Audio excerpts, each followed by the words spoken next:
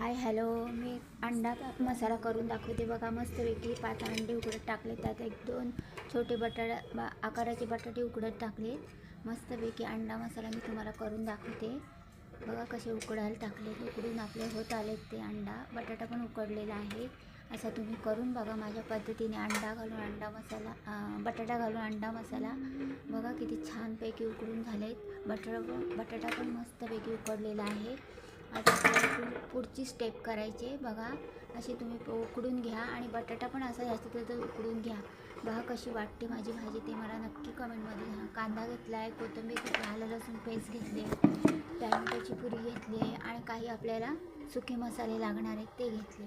आलं लसूण, कोथिंबीर, हळद मसाला, मिरचा मसाला आहे आणि मीठ लागणार आहे आपल्याला बघा. मी आता कशी फोडणी देते बघा. कढईत तेल गरम केलं आहे, त्यात तेजपत्ता, तमालपत्र, परत मोठी वेलची आणि दालचिनीचा तुकडा टाकला आहे. आपण तेलामध्ये फ्राय करून घ्यायचा आहे. त्याच्यात आपल्याला कांदा फ्राय करून घ्यायचा आहे मस्तपैकी. तेलामध्ये खडे मसाले फ्राय झाले, थोडासा कांदा घालायचा त्यात. मस्त नरम होत तर आपल्याला हा कांदा हलवायचा आहे. खूप छान हलवायचा आहे असा सोनेरी होत तर हलवायचा आहे हा. छानपैकी हलवून झाल्यानंतर आपल्याला ह्याच्यामध्ये टॅमॅटोची पुरी टाकायची. आपण आवडजवड केलेली टॅमॅटो पुरी टाकणार आहे.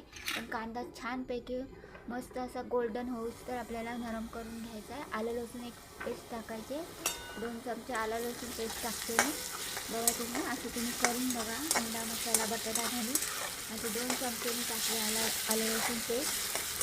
मस्तपैकी फ्राय करून घ्यायचं. आलं लसूण पेस्ट आपल्याला छानपैकी फ्राय करून झाल्यावर आपल्याला चांगलं सोनेरी होऊस फ्राय करायचे.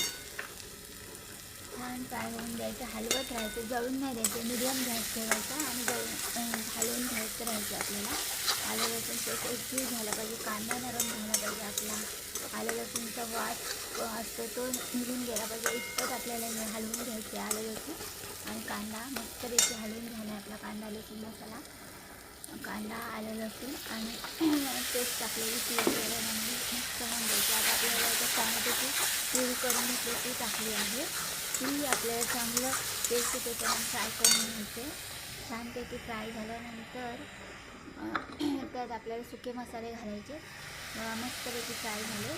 आता याच्यात थोडंसं ठेचा टाकणार आहे मी टेस्ट देण्यासाठी. तिखटपणा झणझणीत होण्यासाठी थोडंसं टाकलं. मिरचीचा ठेचा टाकला थोडासा, तोही चांगला हलवून घ्यायचा आहे. थोडीशी कोथिंबीर पण टाकली स्वाद येण्यासाठी. खूप छान स्वाद येतो कोथिंबीर टाकल्यावर बघा. आता आपल्याला हे चांगलं फ्राय करून झालं आहे. आपलं सगळं एकजीव झालं. टॅमॅटो, कांदा, आलं लसूण पेस्ट, मिरची टाकलेली, हळद टाकली मी थोडीशी. आता ह्याच्यावर मस्तपैकी हळद टाकून घेतली. घरचं तिखट आहे माझ्या, मी आत्ताच बनवलं हे. घरचं तिखट टाकलं 2-3 चमचे. आम्हाला तिखट लागते भाजी. झणझणीत केला आहे मसाला मी हा अंडा मसाला बघा. मस्तपैकी हळद टाकले, लाल तिखट टाकले.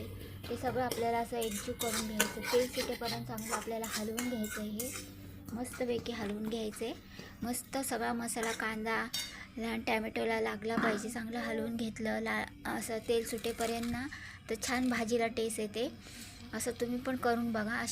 अशी पद्धत करून बघा. आता मी ह्याच्यात एक सिक्रेट वस्तू टाकणार आहे, तीही तुम्ही नक्की आवर्जून टाका बघा. ती सिक्रेट वस्तू काय आहे ती. मस्तपैकी तेल सुटलं आपल्या वाटणारा. आता आपण याच्यात एक थोडंसं धना पावडर टाकूया. मस्तपैकी थोडीशी धना पावडर टाकली आहे मी. हळद, घरचा मसाला आणि थोडीशी धना पावडर टाकली. त्याने मस्त स्वाद येतो भाजीला. भाजी छान लागते, चवदार लागते, खूप छान लागते भाजी बघा. तुम्ही अशी पद्धत करून बघा, खूप छान लागते. छान तेल सुटेपर्यंत हलवलं आहे. आता त्यात मीठ टाकले. मीठ टाकून घेतले आपण मस्तपैकी. मीठ टाकल्यानंतर तेल सुटेपर्यंत आपल्याला सगळी भाजी हलवून घ्यायची आहे. कांदा, टॅमॅटो, आलं लसूण पेस्ट, गरम मसाले वगैरे ते. आता हा बटाटा घेतला मी 2 उकडून, छोटे छोटे होते 2, ते चूज करून घेतलेलं असे. आता असं तुम्ही बघा, अशी भाजी करून बघा. अशी बटाटा घालून बघा उकडून, खूप भारी लागते. असे मॅश करून घेतलेला बटाटा मी ह्याच्या वाटणामध्ये मसाल्यामध्ये टाकला आहे. तो चांगला मॅश करून घेतला आहे. पूर्ण एकजीव करून घेतला आहे तो बटाटा. असं तुम्ही करून बघा आणि कशी वाटते भाजी मला नक्की कमेंटमध्ये सांगा बघा. किती छान कलर आला आहे आपल्या भाजीला आणि कसं सगळं सगळे मसाले एकजीव झाले आणि त्याचं तेल सुटलं बघा. कोथिंबीर अजून थोडं घातले, मस्तपैकी तेल सुटले. बटाटा पण आपला एकजीव झाला आहे. असं तुम्ही करून बघा बटाटा घालून अंडा मसाला खूप छान लागतो तो. असं तुम्ही करून बघा एकदा तरी. नक्कीच 2 चपात्या खा. थोडंसं मी पाणी टाकले मसाला जळू नये म्हणून, थोडंसं पाणी घातले. एकजीव झाल्यावर मस्तपैकी आपल्याला हलवायचं. हे चांगला मसाला, बटाटा, कोथिंबीर टाकलेली ते हलवायचे. सगळं हलवून घेतल्यानंतर थोडंसं पाणी टाकलेलं आहे मी जळावं नाही म्हणून. तुम्ही पण असं करू शकता. थोडंसं पाणी टाकायचं, मसाले जळत नाही आपले खाली. इकडे एक साईडला आपल्याला अंडा फ्राय करायला टाकले. थोडंसं तेलामध्ये मसाला टाकला आहे, हळद टाकला आणि मीठ टाकून चांगले फ्राय करून घेतले. अंडा कापून घेतले, त्याचे एकाचे 2 भाग करून घेतले. थोडीशी कोथिंबीर आणि थोडीशी कसुरी मेथी टाकली याच्यात आणि मीठ आणि लाल तिखट हळद टाकून चांगले फ्राय करून घेतले तव्यावर. असे तुम्ही करून घ्या.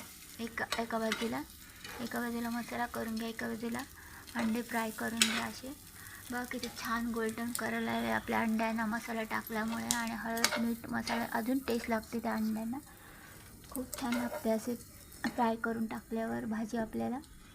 अशी तुम्ही करून बघा. किती छान फ्राय झालेत, कुरकुरीत झालेत एकदम, वरून गोल्डन कलर आला आहे. असे तुम्ही तव्यावर करून बघा. आता हे मी डायरेक्ट त्या भाजीमध्ये आपल्या ग्रेव्हीमध्ये टाकणार आहे. डायरेक्ट तुम्हाला आता ग्रेव्हीमध्ये टाकलेली मी दाखवते. वा इकडे आपली ग्रेव्ही पण किती छान झाली, मस्त झाली ग्रेव्ही. बघा किती तेल सुटले आणि मसाल्याचा कलर पण किती भारी आला. त्याच्यात डायरेक्ट मी तुम्हाला अंडे सोडून दाखवते. डायरेक्ट बघा किती छान लागले अंडे टाकल्यावर, किती छान दिसते भाजी. आवर्जून तुम्ही अशी करून बघा भाजी बटाटा घालून अंडा मसाला. तर मला कशी वाटली माझी ही रेसिपी मला नक्की कमेंटमध्ये सांगा. आणि लाईक करा, शेअर करा माझ्या ह्या रेसिपीला. जास्तीत जास्त नवीन असाल तर माझ्या चॅनलला लाईक करा, कमेंट करा, सबस्क्राईब